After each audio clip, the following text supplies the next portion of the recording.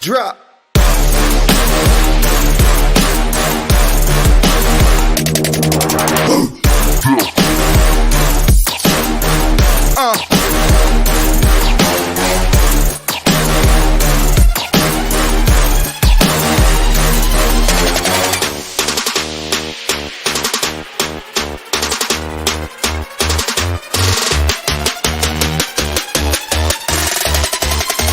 Yeah, hey, drop.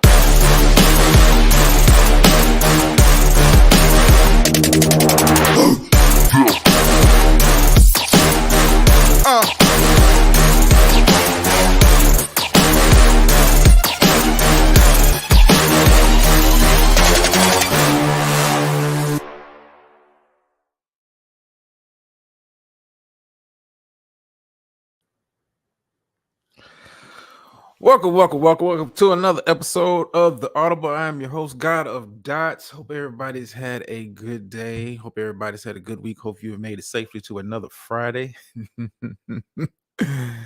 Yeah, something about Fridays. But hey, like I said, hope everybody's had a good week. Hope everybody has a very enjoyable Memorial Day weekend. Depending on what happens tonight, not tonight, but tomorrow night. I'm sorry. Thinking about something else. Yeah, y'all know me. I'm operating two spaces on a Friday. But if something happens over this weekend, meaning if Boston is able to force a game 7, we'll be doing a show definitely on Monday. If not, I might just chill, relax. I'm still might chill and relax anyway, depending on. But if it's a game 7, our brother got to get hyped, do a show for that. So let's kind of talk about it. We got some news coming out of the NFL, big news. We're going to start with that, and we're going to kind of end it off with the recap of Boston and Miami last night. If you haven't heard, Pro Bowl wide receiver DeAndre Hopkins of the Arizona Cardinals has been released as of today. I'm not going to say it's sad news. It's very much expected. Those who've been keeping up with the NFL, keeping up with the movements and goings and shakings and all that good stuff, know that D-Hop was potentially a piece that was going to be moved due to the cap hit. I want to say D-Hop was scheduled to make $30+ million this upcoming season, which would have made him, I want to say, the 7th highest paid player going into this year. And Arizona tried to reach out for potential trade partners, but when we're talking about the cap number that D-Hop had, a lot of teams kind of backed off of. Not that they wasn't interested. He's still a Pro Bowl wide receiver. Still, when he's at his best. I know he's a little older. When he's at his best, he is still a quality number 1 receiver. But the contract kind of scared teams away from really pursuing him this offseason. So him getting released by Arizona wasn't is it safe job not to class? Yeah, you safe over here on this show, Miss VS. But that other show, you might want to stay in the clouds on that one. Might want to stay in the clouds on that one. I have been using some of the stuff that I have been learning from you and other people for my own nefarious needs. I will be doing a presentation doing the show. But anyway, stay on topic, stay focused. Okay. So it wasn't unexpected that Arizona was going to move off due to not because his play has slipped, not because he still can't be a number 1 receiver. I think several factors kind of went into number 1 being the money. As much as I like D-Hop, like his game, and respect him as a true number 1 receiver, for him to be the 7th highest paid player coming into the season, I couldn't justify that based off his level of production. And while we're speaking of production, I never really saw him as a real good fit for Kyler Murray. I think Kyler Murray needs guys and that are a little bit built like slot receivers. He had most of his success in college with guys like that, not really big guys. And D-Hop is a technician, so I'm not saying he can't run routes. D-Hop is one of the best route runners we have at the wide receiver position in the NFL. But I don't think he fit in seamlessly with Kyler Murray. So that's probably another reason why they kind of moved off of him. Kyler being hurt, and can't really justify paying a guy $30+ million at a wide receiver position that you're not going to get the level of production at because the quarterback situation is kind of up in the air as far as who's going to be at the quarterback position. So, like I said, it was expected. I expected it to happen a little sooner. Um, Now, instead of paying him $30+ million, they do save $8 million this upcoming season, but they do take a dead cap hit of $22 million. So, I mean, it's a painful release. Team doesn't get away scot free, but it's just part of the business of the NFL. So let's talk about the question of the day. Scrolling on the ticker, what's the best landing spot for D Hop? Now, it's a lot of potential landing spots for D Hop. D Hop is going to be very sought after, but it's going to come down to the money. I don't think D Hop is going to be interested in going to a team, first of all, that is not going to be in contention for the playoffs. I think D Hop, has at this point in his career, he wants to be in a situation where he can win. I don't think D Hop is going to be going into a situation thinking, I got it, whatever team I go to, I got to be the guy. I think he'll be happy sliding to maybe a number 2 type role as far as like when we're talking about targets, not necessarily skill, but targets. So it's several teams out there that could be looking at D Hop, but like I said, the money is going to be the thing. I think D Hop, if he wants to get with one of those contending teams that have already kind of got their rosters pretty much set, this is coming after the draft, after the bulk of free agency is done, you're gonna have to take a little bit less money. How much less money? It all depends. So a team is going to really have to find a way to work the cap, or you're going to have to come in and take a substantial pay cut to find a spot on the team. I think that's kind of unfortunate. I think if Arizona, if you had no intentions of really bringing him back, you knew he wasn't in your plans for next season. I think you did him a disservice by allowing the draft to pass, allowing free agency to pretty much pass, and not allowing him to shop his services adequately on the open market. Now, he is a free agent, but like at this time, a lot of teams have gotten where they're at with the cap.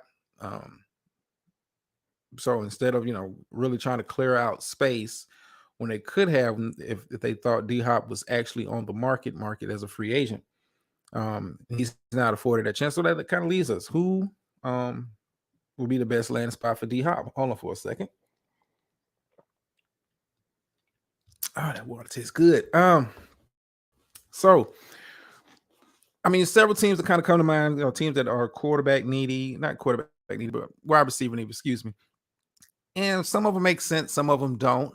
Um, like I've seen some of the reports, some of the lists have come out, probably like top 7, 8 teams that could be really interested and possibly fit D Hop in, but a lot of them come down to numbers. Probably the most notable one that kind of comes to mind, not to say it's the best situation coming into the year, but it's a possibility of D Hop if you take a little less money. I think Baltimore is a team you could possibly look at. I know they did sign OBJ this past all season. I'm not sure if OBJ is because we haven't seen him play in a while. Yeah, he didn't play last season, was coming from the ACL surgery. So I'm not sure if at this stage of his career is OBJ going to be an effective number 1 receiver. And I know if you put D Hop in that offense with OBJ possibly filling the number 2 slot, we've seen what OBJ looks like when he's playing the number 2 slot off his success with the Rams. I think that'd be a better spot, allow OBJ to kind of work one-on-one with the corner, not have to worry about safety coverage over the top as much, because the attention would be on D Hop. The attention would be on D Hop. I think D Hop will fit in, slide right in as the number 1 receiver. That gives Lamar Jackson another credible wide receiver option. He hasn't had many on the outside. He does have a tight end, Pro Bowler Mark Andrews. I want to say Hollywood Brown has had a 1,000-yard receiving season with Lamar, but Lamar has never really had. If you get D Hop, he's never really had 2 wide receivers at the same time since he's been in the league. And this coming from a guy who won MVP basically with guys that are glorified number twos and number threes. So he's shown he can win and do great things with less talent. See what it looks like when you give him more talent. I mean, why not? You've already kind of plunged in. You invested in him. You gave him a big contract this past off season. Why not? Hey, go for the gusto. If you can convince D Hop to come in, play at a much lower salary than he is used to, than what he was expected to be paid this offseason, why not look for it? Now, another team, what's going on, Spot? Yeah. um, Another team that's been talked about is possibly a landing spot for D Hop is San Francisco. Now, on paper, it sounds good. San Francisco was in the NFC Championship game. It's a team that is ready to compete right now for a Super Bowl.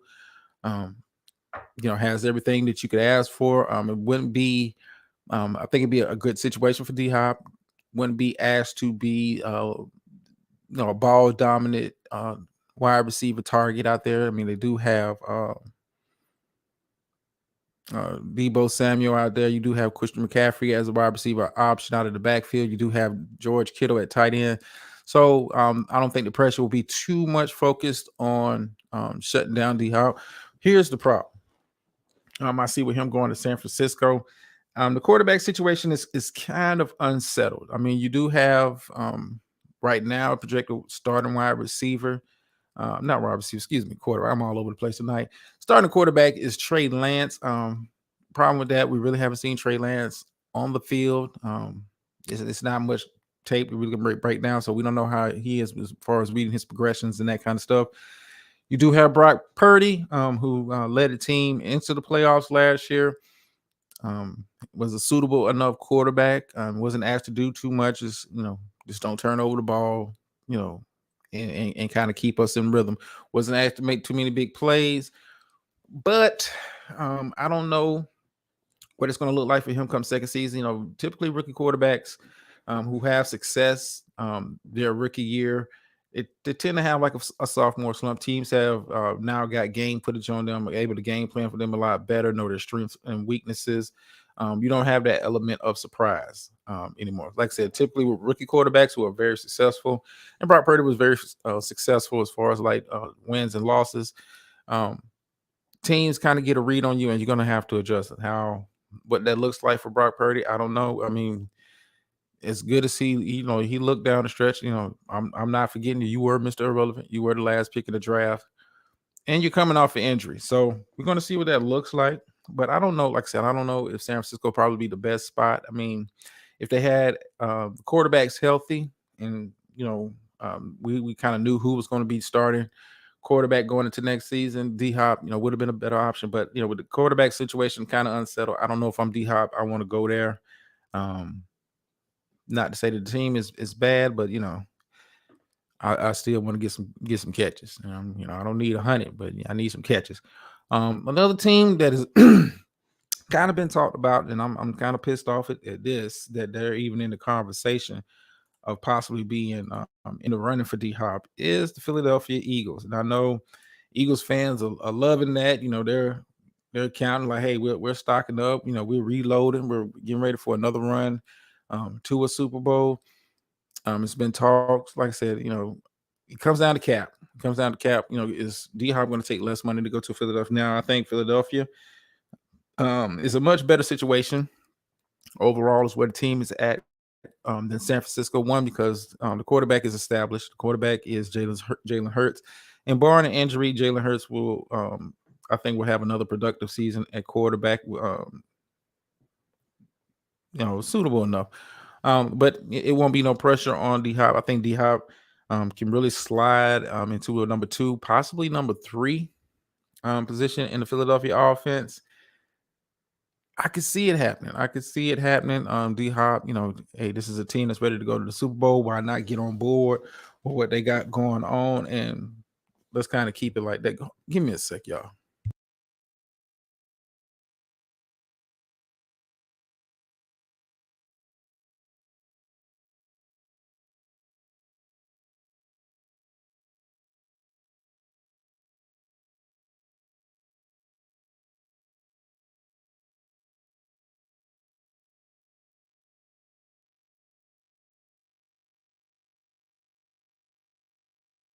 Okay, I'm back. I was being nosy. Another team, of course, my team is being talked about in the conversation for D Hop. Is my boys, them Cowboys, America's greatest sports franchise on God's green earth. You know what I'm saying?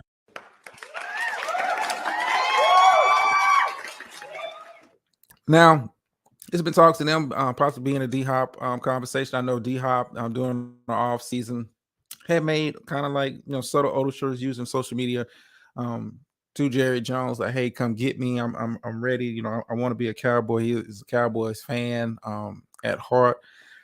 Um, but once again, we come back down to the money. Cowboys only have about $7 million in cap space. Will he be willing? Like I said, he's going to have to take, if he's want to get one of these contenders, he's going to have to take less money. Would I like D Hop as a Cowboy? Do I think Jerry Jones has the guts to pull off the move? Yes, Jerry Jones. Can you think of making a bigger splash than signing DeAndre Hopkins to a deal for this upcoming season, reloading, giving the team really two bona fide number one receiver? I think CD Lamb, as the season progressed, became a true number one receiver. You add DeAndre Hopkins to that team, Michael Gallup with another year under his belt, healthy. I mean, that'd be a real monster out there for the Cowboys. But once again, it comes down to money. Comes down to money. We like I said, Cowboys only have about $7 million in cap space. Is DeAndre Hopkins willing to come in, potential 1 year deal, $5 million with a bunch of incentives and kind of get the job done? I don't know. Like I said, it's very unfortunate for him. The free agency is kind of passed, the draft is kind of passed, so teams are not going to be really in a position to really free up a lot of cap space at this point to sign him. Another team. Now I was kind of surprised about this one. Buffalo is supposedly maybe in the running for the services of DeAndre Hopkins. Now I could see him going to Buffalo and kind of being in the same situation like I talked about with the Cowboys. Stephon Diggs is a bona fide number one of the best wide receivers in the game.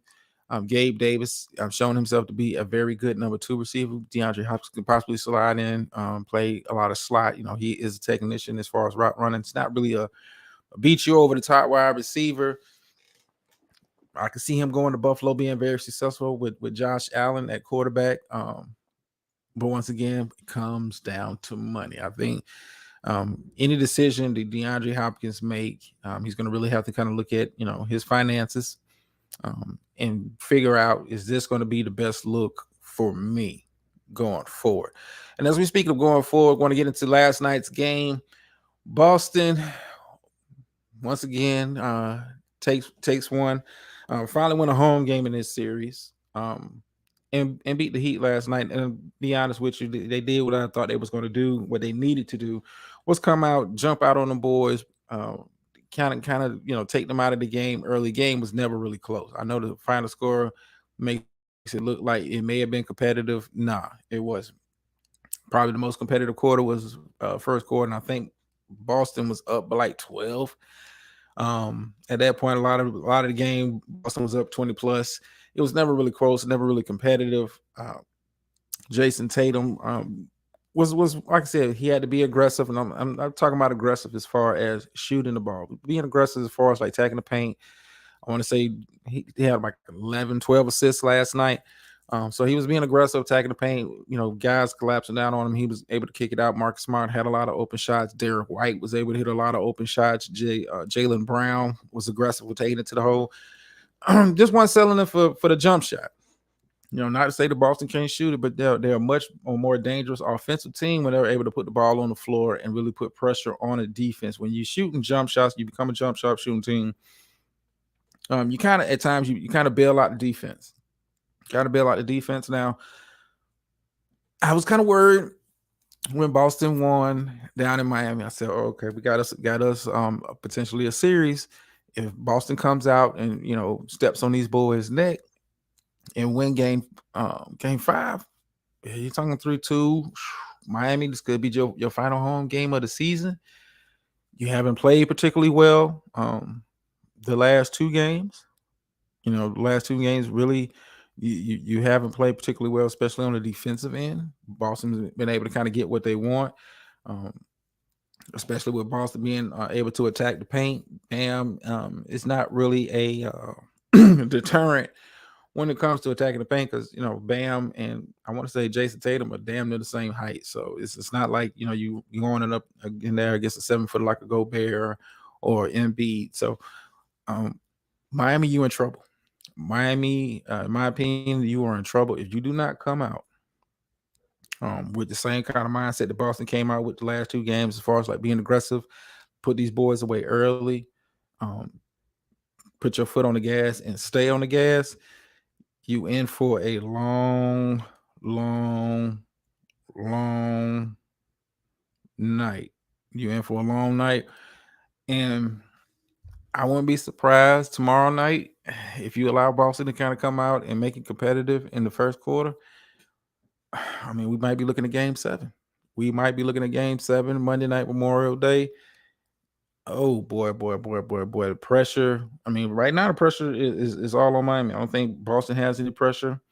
Whether they go down to Miami, if they go down to Miami and lose, they say, "Hey, man, they lost the series 4-2, where they were the favorite, but they lost the series 4-2, break here, break there." Um, it's not anything to be ashamed of. It's a disappointment, but it's not anything to be ashamed of. But Miami, if you allow Boston to come back down 3-0, which no team has ever done to win a series. I mean, we've seen teams come back down from 3-0 to force a Game 7, but never to win a series. We've seen teams come back from 3-1 to win series, but for a team to come back from 3-0, first time in NBA history for this to happen.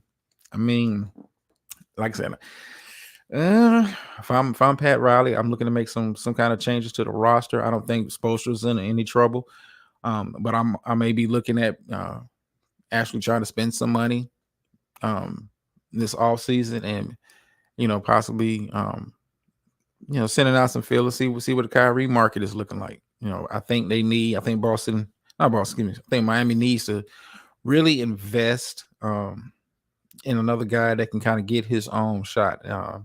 Doesn't necessarily have to be a number one alpha dog type player. I mean, you already have that in Jimmy. Jimmy is getting up there, still playing at a very elite level, but he's getting up there. So I think it's time to really invest in finding another guy that can kind of get his own shot and consistently go out there, give you about 20 points a game. A lot of people forget that, a lot of during this playoff run for Miami, they've been without Victor Oladipo and Tyler Hero. Both are out with injury, but they've been able to win. They've been able to win, but I think this series right here is showing you the need to have another guy that can go get buckets. With so much of the attention being focused on Jimmy Butler. Jimmy Butler's still able to operate and get to his spots, but you need another guy at times to take pressure. I mean, and this is the NBA that we live in. No one guy is going to win you a title. No one guy. As dominant as Giannis was in the NBA Finals against Phoenix, he needed a Chris Middleton for that run. He needed a Drew Holiday for that run. No one player carries the load. Now they may be responsible for a big chunk of it, but no one player carries the load and drags a team to a championship by themselves. It just don't happen. Not in today's NBA. Not how things are kind of set up with guys teaming up with each other. It just doesn't happen. But like I said, Miami, you in trouble. You're gonna stay in trouble. If you come out and allow them to make this a very competitive game. Whoo, whoo, whoo. I mean, we could be talking about Game 7. I think at this point, if I had to kind of put feelers on it, the way Boston has been playing their game plan over the last 2 games, unless Miami make adjustments, I think Boston wins Game 3. We're going to a Game 7 on Monday. That's just my humble opinion. You got to learn to put teams away in the playoffs. You saw that with Denver when we put away the Lakers. We're not gonna take nothing for granted. Yeah, you was down in Game 4, but hey, we're gonna keep fighting. We're trying to end this series. You got to have that mindset. Got to have the killer mindset. So anyway, I'm kind of gonna shut the show down early because I got to get ready for my other stuff. Working on some things. So appreciate everybody for coming out. As always, thanks for supporting the content with your watch, comments, like, share, subscribe, all that good stuff. Still don't have an outro. Hold on. But I'm out.